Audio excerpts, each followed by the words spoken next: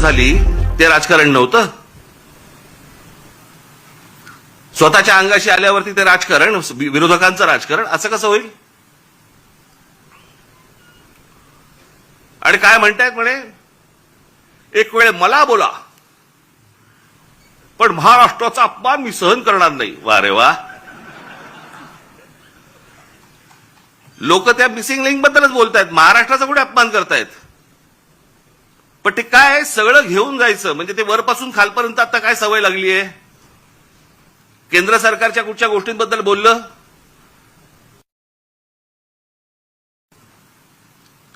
आता केंद्र सरकारची कामं आहेत ती, त्याच्यात देशाचा काय संबंध?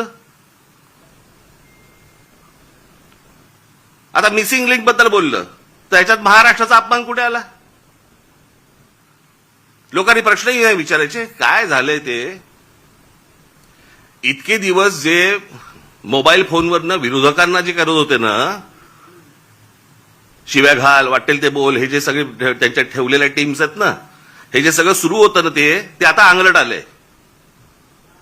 आता ह्यांच्या दामदुपटीने ह्यांच्या अंगावरती येत आहे आणि त्याच्यामुळे लागले आता त्रास व्हायला लागला त्याचा. आपणच सुरू केल्यात त्या गोष्टी. गेल्या 10-12 वर्षातच या सगळ्या गोष्टी मोठ्या प्रमाणावरती सुरू झाल्या. विरोधकांना वाटेल ते बोलणं, विरोधकांना शिव्या घालणं, वाईट साईट लिहिणं, तुम्ही बसवलेल्या टीमकडनं सुरू झाल्या आणि तुमच्या अंगावरती येत आहे महाराष्ट्राचा अपमान. राम मंदिराच्या चोरीबद्दल बोललो की म्हणे धर्माचा अपमान. अरे चोरी आहे ना ती, ह्याचा धर्म कुठे आला?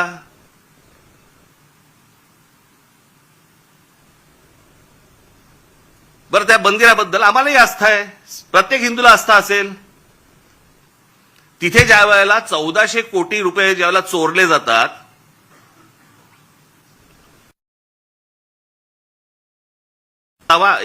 यांच्या समोर म्हणे वक्फ बोर्डामध्ये ज्या वेळेला म्हणे तिकडे चोऱ्या झाल्या त्याच्याबद्दल तुम्ही नाही बोलणार. आम्हाला काय देणं घेणं?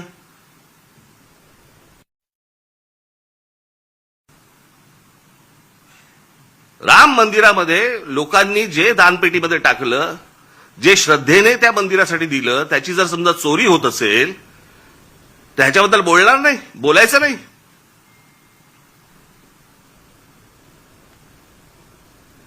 काल ते कोणतरी होसबळे का कोणतरी आहेत ते म्हणे धर्मविरोधी जे लोक,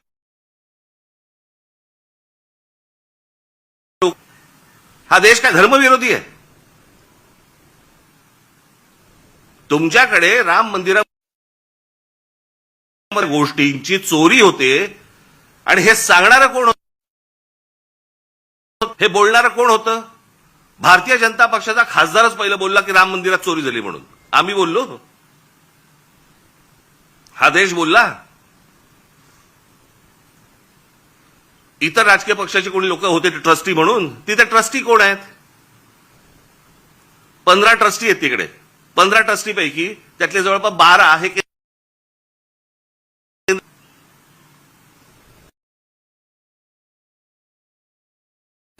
ती आरएसएसशी संबंधित आहेत, विश्व हिंदू परिषदेशी संबंधित आहेत, भाजपशी संबंधित आहेत, बाकी कोणीच नाहीये.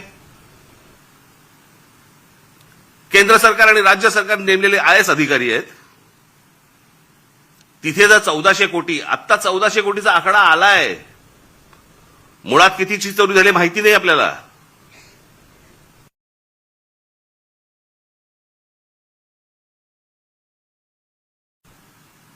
चोरी झाल्यावरती समजा असं पकडा, आत्ता दुसऱ्यांचं कोणातरी सरकार असतं,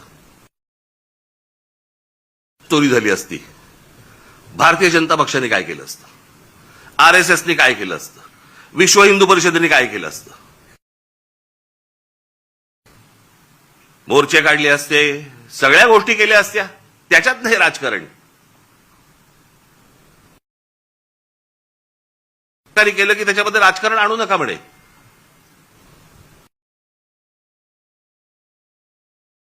म्हणतो ते नैसर्गिक आहे, ती गोष्ट नैसर्गिक आहे, त्याच्यामध्ये राजकारण आणू नका, हे लक्षात ठेवा. हे तुम्ही काय अमरपट्टा घेऊन आलेला नाही आहात. उद्या तुम्ही विरोधी पक्षात जाल आणि ज्यावेळेला अशा काही घटना घडतील तेव्हा तुम्ही राजकारण करू नका. तेव्हाही सांगा लोकांना की नाही नैसर्गिक आहे. एक झाड पडून काय मुलगा जातो, काय माणूस जातो, एक मुलगा शाळेमधला मुलगा गटारात काय पडतोय, काय नाही म्हणे नैसर्गिक आहे. नैसर्गिक तुमचं सरकार आहे म्हणून सगळं नैसर्गिक, त्याच्यावर राजकारण करू नका, त्याच्यावर कोणी बोलायचं नाही. दुसऱ्या पक्षांची सरकार असली की हे यांचं राजकारण सुरू करणार, हा कुठचा प्रकार? त्या मिसिंग लिंकचं बाबा तिथे नशीब माणसं नाही मेली.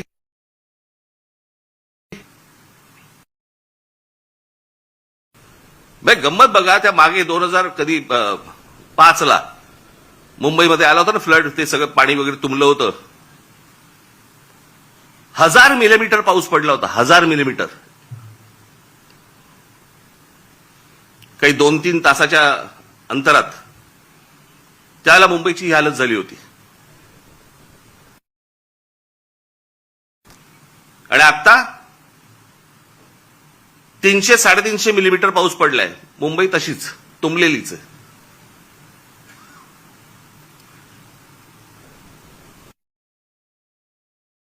तेव्हा वारे बाप वाटेल ते बोलायचे, वाटेल ते सगळी आंदोलनं करायची, पैसे खाल्ले, हे केलं ते केलं, तेव्हा राजकारण नाही.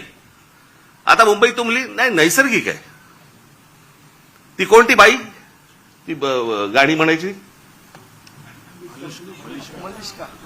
काय ते गाणं होतं ते,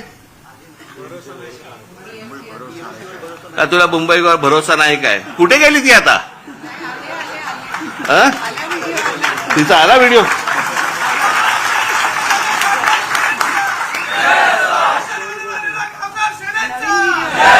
नवीन व्हिडिओ आहे का, जुनाच टाकलाय?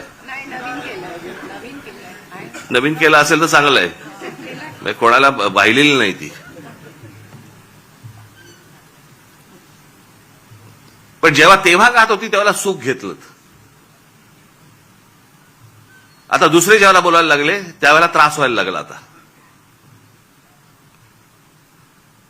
मला दुसरं कळलं नाही, मला मुख्यमंत्र्यांचं विधानसभेतलं भाषण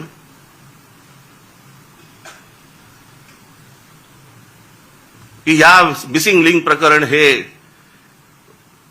उत्तम दर्जाचं ते काय कन्स्ट्रक्शन आहे वगैरे वगैरे सगळं झालं, आणि ह्याचं जर समजा कोणी राजकारण करत असेल आम्ही बघून घेऊ त्याला. मुख्यमंत्री आहेस ना तू, बघून घेऊ.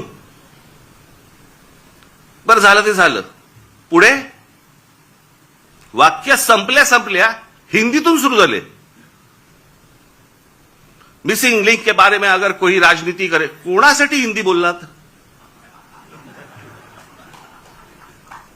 समोरचे आमदार मराठी, महाराष्ट्राच्या विधानसभेमध्ये आमचा मुख्यमंत्री महाराष्ट्राचा मुख्यमंत्री होतं. कदाचित आपल्याच पक्षातल्या वरच्या लोकांना सांगायचं असेल बघून घेईन.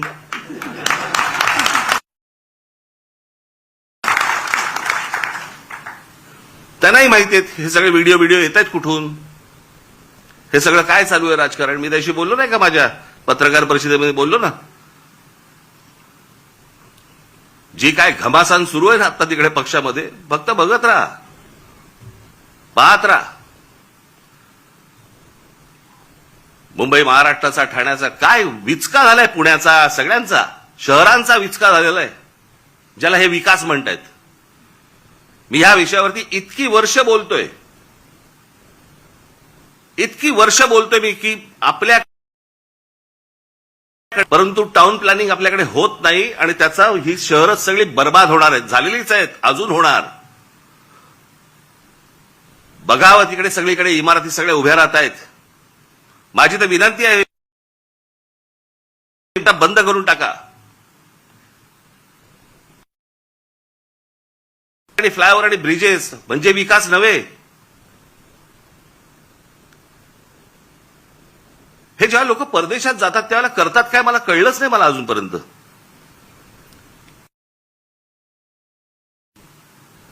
मी 2014 साली याच्यावरती एक डॉक्युमेंटरी केली होती. मी 16 मिनिटाची डॉक्युमेंटरी आहे, आज युट्यूबवरती आहे, जाऊन बघा. की शहराला आकार उकार कसा द्यायचा असतो. आता हा मिसिंग लिंक 1 मेला त्याचं उद्घाटन झालं, 1 मेला. आणि आता हा 6-7 तारखेला काहीतरी तो त्याचा काय पिलर पडला आणि पाणी वाहतंय आणि सगळं होतंय. जुलैमध्ये, मे, जून, जुलै अजून पूर्ण पण नाही झाला. 60-65 दिवसामध्ये तुमचा नवीन बांधलेला टनेल गळायला लागतो, पिलर पडतात. आणि काहीतरी त्यांनी सांगितलं, काहीतरी मी कुठे काय आणले करते ते तुला दिलं होतं मी लिहायला. कॅनडामधनं आम्ही त्याचा रिसर्च केलाय आणि मग त्यांनी त्यांचं डिझाईन केलंय. मग इंडोनेशियामधनं आम्ही पाईप हे आणलेत, मग जर्मनीमधनं हे केलंय, अजून काहीतरी केलंय. आणि मग भारतीय कॉन्ट्रॅक्टरने तो टनेल बनवलाय.